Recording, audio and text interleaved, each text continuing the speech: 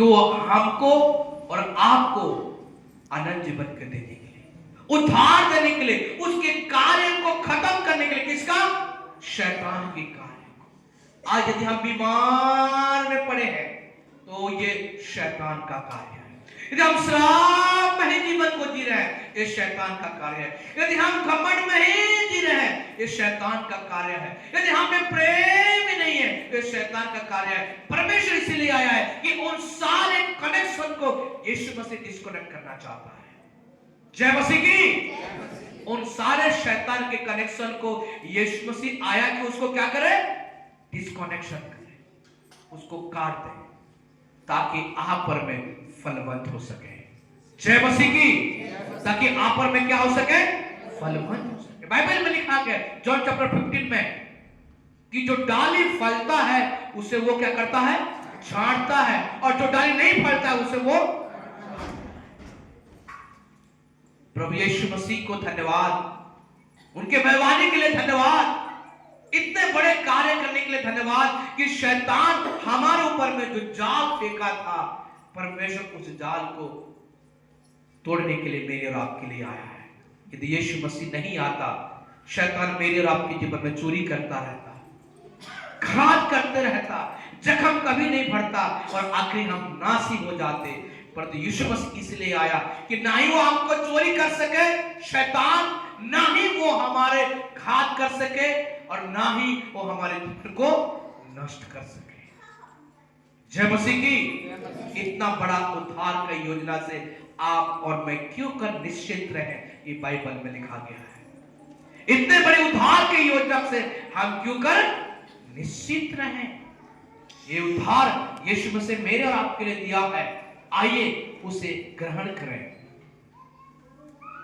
अपने जीवन में उसको ग्रहण करें, उद्धार को एक्सेप्ट करें।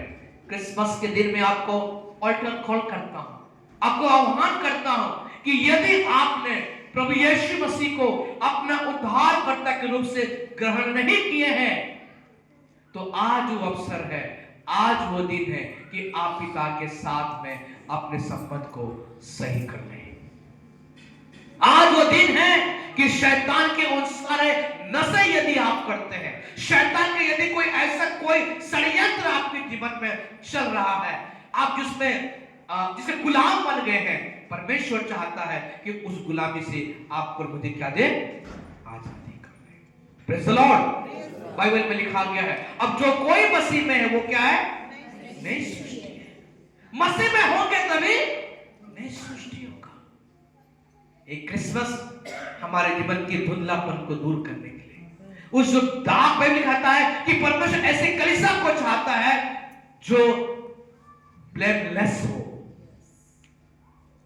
आज अपने जीवन को देखें, कुछ ना कुछ हम में ब्लेम है, कुछ ना कुछ दोष पा जाता है, पर इसलिए यीशु मसीह आया है कि हम उन सारे दागों को क्या कर सके?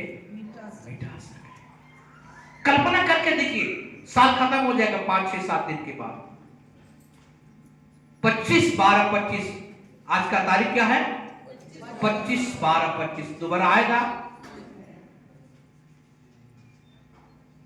हो सके तो आज हम एक निर्णय को लें कि शैतान के सारे योजना को हम खत्म करेंगे। इसलिए यीशु मसीह आया, और यीशु मसीह के साथ हम सहकर्मी होकर शैतान के सारे कार्य क्या करेंगे? डिस्ट्रॉय करेंगे। तीसरा, कुछ सही है, इसके साथ साथ बाइबल में लिखा गया है, सृष्टि बड़े आशा से क्या कर रही है? प्रभु के उद्धार की योजना को प्राप्त करने के लिए बाढ़ जो रही है। हम लोग सेल्फिश हो जाते हैं।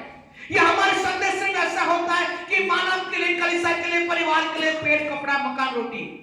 यहां पे ही नहीं, प्रभु के वचन कहता है कि सृष्टि भी प्रभु का उद्धार का क्या कर रहा है? इंतजार कर रहा है। प्रभु यीशु मसीह एक बार आया था, अब दोबारा आएगा, तो दोबारा जब आएगा तो अलग रीति से आएगा। जय मसीह की।